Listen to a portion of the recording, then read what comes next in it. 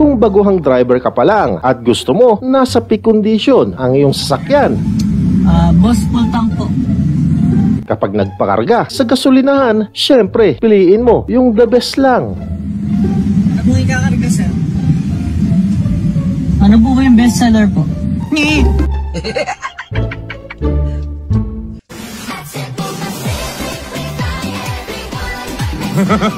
Mukhang OJT na sila dalaginding. Ito daw ang first step of training kapag naging attendant na sa airplane. Sakay na, talagang trip kita. 괜찮아. 괜찮아요. Palagay ko, Lods, isa lang ang diretso mo pagkatapos. Sa dami ba naman ang binudbud mo? Matik yan, banyo ang hahanapin mo. Sa totoo lang, hindi sa school papasok tong si Diego. Katunayan pa nga, kakain lang yan sa McDo. Yabang-yabang nito. At yung mga bitbit, kailanganin niya din. Madalas kasi yan mabitin sa kanin at tubig. Esophagus. Habang tayo'y kumakain sa hapagkainan. Nakikita mo naman, di ba? Nakikita mo naman, di kailangan magsalita pa, nakikita mo na yan. Kung gusto mo pa manood, kaibigan, ng pampaganang mga video katulad nito, ipagpatuloy mo lang ang pagtutok dito. Pero bago yan, maaari lamang na pakipindot ang subscribe at like button. Isama mo na din ang bell icon nang sa gayon magkaroon tayo ng koneksyon. At syempre ang video na to ay pwede mo ding i-share. Pakifollow na din ang aking FB page. So without further ado, let's continue!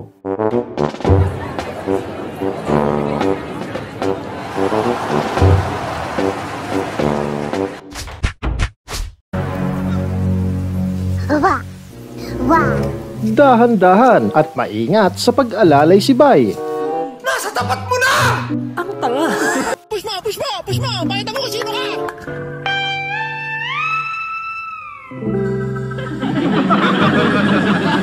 Yan ang dapat tularan ng mga kabataan dahil imbis na nasa bahay lang at nagsiselfone, dito ay busy siya sa kanyang negosyo. Pinakita ng chick, ganito lang daw ka-basic kung paano pumitik. At take note, no need na ng panungkit. Ang kailangan mo I think, yung Alaxan Fast Relief. Agay! Okay ka lang? Ate, may mani po ba kayo yung hubad? Natamimi kayo, ano? Bakit kaya kapag narinig ang salitang mani, iba kaagad ang pumapasok sa kukote? Your Honor, hindi ko po alam. Ate, may mani po ba kayo yung hubad? Ay, wala po. May damit, kulay itim. Si ate naman, nagmamadali kami. Ano? Kano gamit ko? Talagang kulay itim. Kulay kasi naman talaga yan. Siguro yung kanya, kalbo.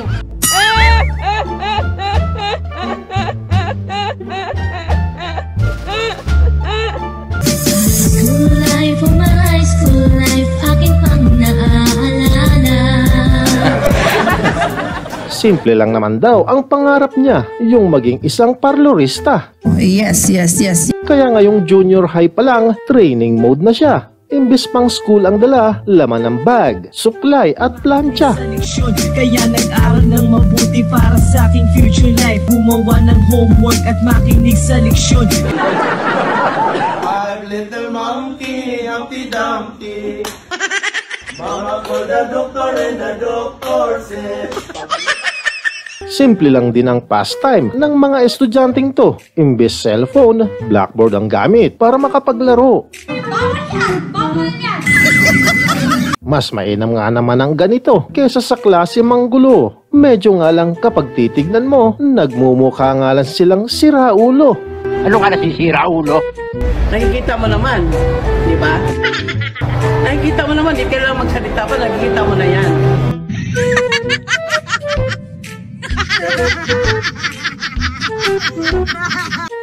Di din nagpahuli sa kalokohan itong si classmate. Kapag may short break, ganito siya kakulit.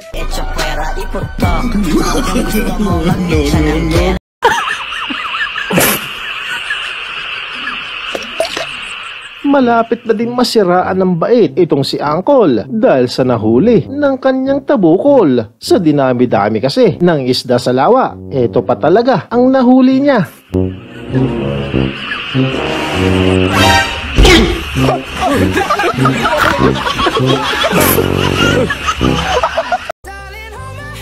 Nothing beats a Jet2 holiday. Ito ang tinatawag na inabutan ng gutom sa daan. And right now, you can save £50 per person. That's £200 off for a family of 4. Minsan talaga may mga bagay na ginawa para lang pahirapan ka, tulad itong gamit nilang panangga. Imbes makapagbigay ginhawa, walang silbi at kwenta. Isang maluwag na paalala, huwag bubuntot dito kay kuya kung ayaw mong makita ang buntot niya. Gusto, pakita mo kung sino ka!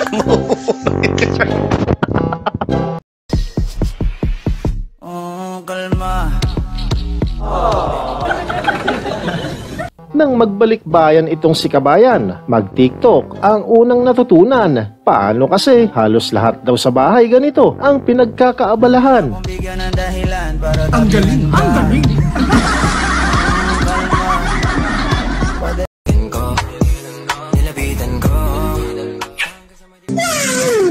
Bang bang! Bababang! Yan ang galawang malupit. Wala nang patumpik-tumpik. Daanin sa pinagbabawal na teknik. Wala tayong magagawa, mahal mo na. Ba't adan? Ba't adan?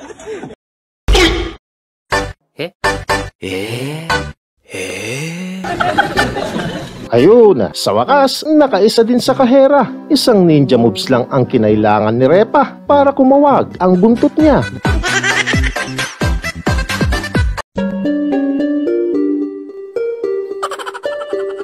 Dahil nasa eskwela pa ang mga bata, Plants vs. Zombies muna daw sila. Batok na batok yan. Si nanay ang plant na dumidepensa, samantalang si tatay naman ang zombie na lulusob sa kanya. Patay! Yari! At kung sakaling makalusot daw si tatay, ang premyo, didiligan umano si nanay.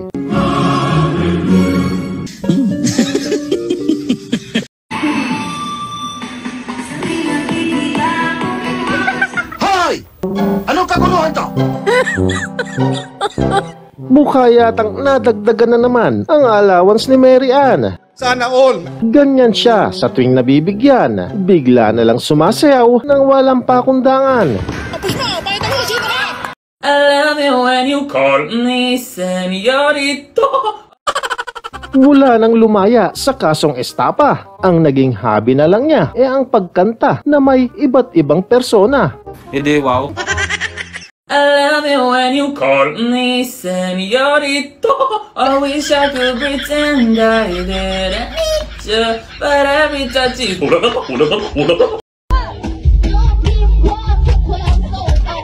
Ang kulit naman.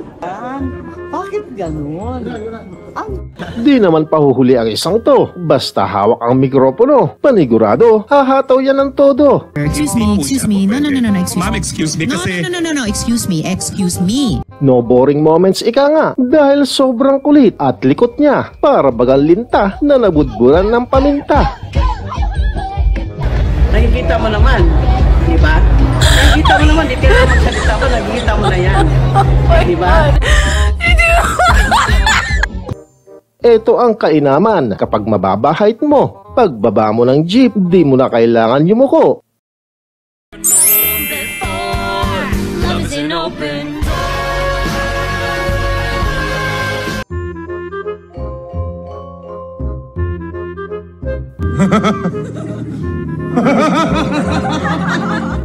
Bawas-bawasan ng pagiging seryoso at todo sub-sub sa work. Kung may libreng time, bakit hindi ka mag-twerk?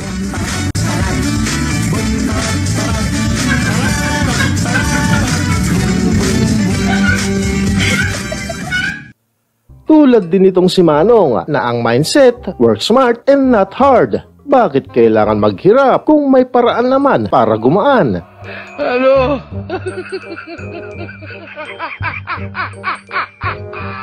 Advance ako mag-isip. Wala ka ano? Ano? Ang ganda na sanang view, kundi lang nadulas si Kalbo.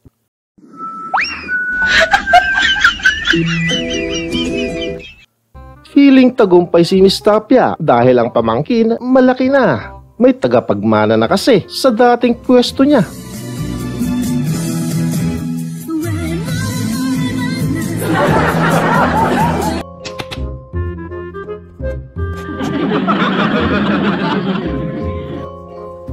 Kung tutuusin nga naman, parang tama ang mga sagot eh. Depende na lang siguro kung hanggang saan aabot ang kokote. Nakikita mo naman, di ba? Tulad na lang dito sa isang estudyante na ang mga sagot parang pwede. Kaso nga lang kung titignan mo maigi, hindi eh. Di kaya yung nagdrawing ang mali.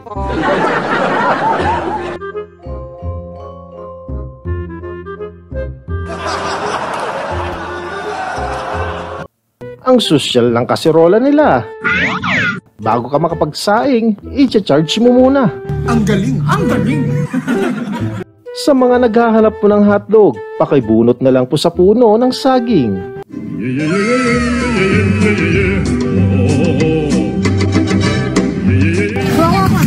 Push mo! Push mo! Push mo! Push mo! Pakita mo kung sino ka! Nakita na! At sa mga naghahanap naman po ng bola, pakikuha na lang po doon banda. Napalakas lang kasi ng birada.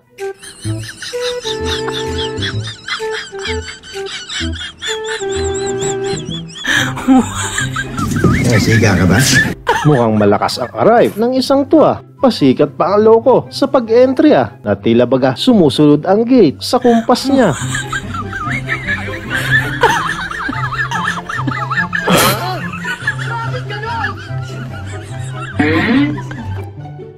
Ang hirap kumalma kapag kasama mo tong si bakla. Kahit anong madaanan at makita, bigla yung makakaisip ng pampakwela.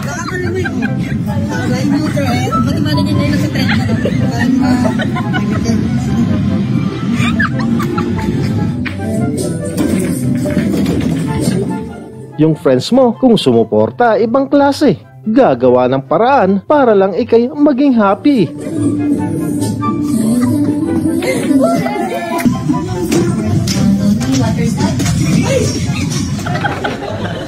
Ganito ang estudyanteng masunurin. Mahigpit na sumusunod yan sa mga babala at alituntunin.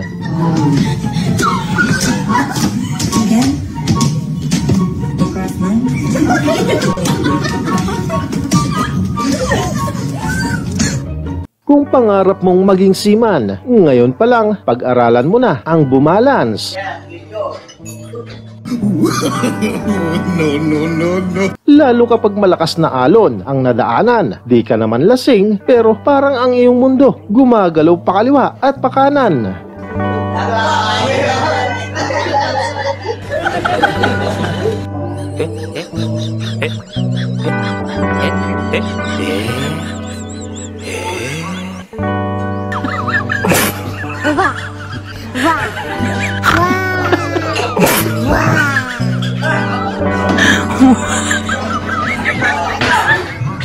Ayan mga kaibigan, ang mga makukulit at pantanggal umay na mga video. Naway kayo ay naaliw at naibsan kahit paano ang nararamdamang lumbay. Maraming salamat sa walang sawa niyong pagsubaybay at hanggang sa susunod muli nating pag-uugnay.